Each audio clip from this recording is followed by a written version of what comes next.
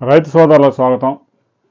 అనేక ప్రాజెక్టులు ఈ స్వాతంత్రం వచ్చిన తర్వాత మనకి అనేక ప్రాజెక్టులు అందుబాటులోకి వచ్చాయి. ముఖ్యంగా నాగార్జున సాగర్, శ్రీశైలం ఇలాంటి ప్రాజెక్టులన్నీ దాదాపుగా 60 నుంచి 75 సంవత్సరాలు అవుతా ఉంది. ఇక తుంగభద్ర అయితే దాదాపుగా 75 సంవత్సరాలు దాటిపోయింది. సహజంగా ఈ భారీ ప్రాజెక్టుల్లో ఉండే గేట్లు ఏవైతే ఉన్నాయో వాటి జీవిత కాలం 45 ఇయర్స్, 45 సంవత్సరాలు కాగానే వాటిని పూర్తిగా మార్చాల్సి ఉంటుంది. ఈ 45 సంవత్సరాల లోపు కూడా ప్రతి సంవత్సరం రిపేర్ చేసుకోవాల్సి ఉంది. పెద్ద ఎత్తున వరద వస్తూ ఉంటుంది, ఎప్పుడు నీళ్ళల్లో కూడా నానుతూ ఉంటాయి. దాదాపుగా సంవత్సరానికి 4 నెలల పాటు దాంతో తుప్పు పట్టిపోతూ ఉంటాయి. ఎప్పటికప్పుడు మెయింటైన్ చేసుకోవాల్సిందే. గేట్ మరీ ఎక్కువ డ్యామేజ్ అయితే అదంతా కట్ చేసి కొత్తగా ప్లేట్లు వేస్తూ ఉంటారు. ఒక 45 ఇయర్స్ తర్వాత అయితే గేటే మార్చాల్సి ఉంటుంది. తుంగభద్ర ప్రాజెక్టులో మనం చూసాం. గత సీజన్లో ప్రాజెక్టులో పూర్తిగా 103 టీఎంసీలు ఉన్నప్పుడు 19వ నెంబర్ గేటు కొట్టుకుపోయింది, మెయింటెనెన్స్ సరిగా లేక. ఎందుకంటే 2 రాష్ట్రాలు కలిపి చేయాల్సి ఉంటుంది కాబట్టి, ఆంధ్రప్రదేశ్, కర్ణాటక ఇద్దరు ఖర్చు చేసుకోవాల్సి ఉంటుంది కాబట్టి ఆ ప్రాజెక్ట్ కింద వచ్చే నీటిని 2 రాష్ట్రాలు ఆడుకుంటున్నాయి.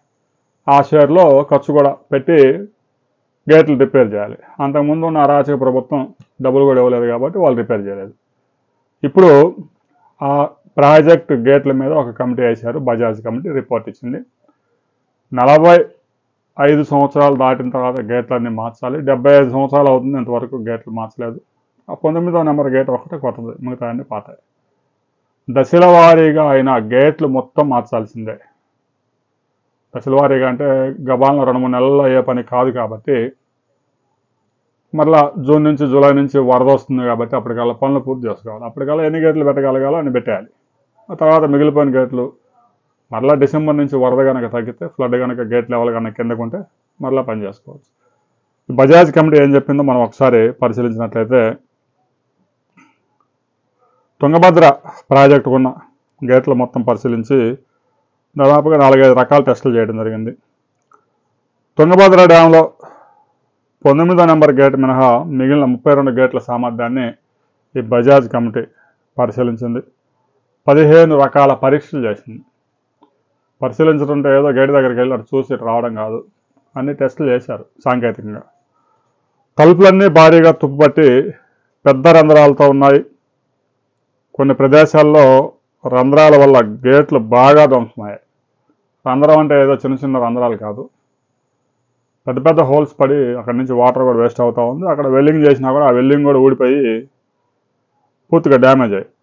గుస్సెట్స్ ప్లేట్లు, దిగువ స్టెఫనర్లు, సపోర్ట్గా ఉండే గడ్డర్లు, సపోర్టింగ్ ప్లేట్లు కూడా తుప్పట్టిపోయాయి. ఎక్కువ సంవత్సరంలో 4-5 నెలల పాటు పూర్తిగా నీళ్ళల్లో ఉండడం వల్ల సహజంగా తుప్పు వస్తూ ఉంటుంది. గేట్లలో ప్లేట్లు అతికించిన ప్రదేశంలో వెల్డింగ్ అంతా బాగా దెబ్బతిని వెల్డింగ్లో కూడా పగుళ్ళు వచ్చాయి. అంటే రిపేర్లు ఎప్పటికప్పుడు చేస్తూ ఉంటారు కాబట్టి ఆ రిపేర్లు చేసిన దగ్గర కూడా మరలా ఆ వెల్డింగ్ కూడా ఊడిపోతూ ఉంది. రెవిట్లు చాలా వరకు తుప్పుపట్టాయి, కొన్ని వాటి స్వరూపాన్నే కోల్పోయాయి. జాయింట్ల దగ్గర ఏవైతే ఉంటాయో అవన్నీ తుప్పుపట్టిపోయి అసలు ఆనవాళ్ళు లేకుండా పోయాయి. ఎండ బాక్స్ రోలర్లోనూ భారీ ఎత్తున తుప్పుపట్టింది.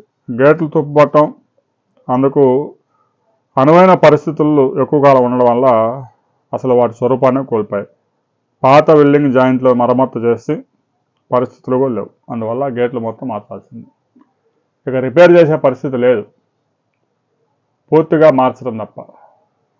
19వ నెంబర్ గేట్ అయితే కొత్త గేటే కాబట్టి మిగతా గేట్లన్నీ మార్చుకోవాల్సిందే.